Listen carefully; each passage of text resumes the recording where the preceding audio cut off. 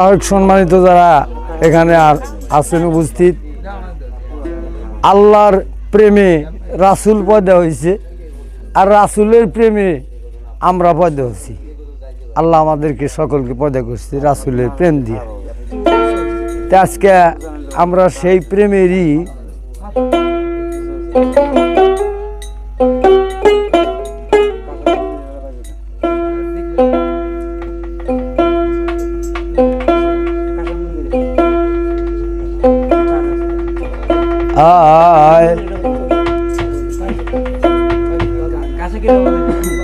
ওরে আল্লাহ রাসূল প্রেম করিয়া,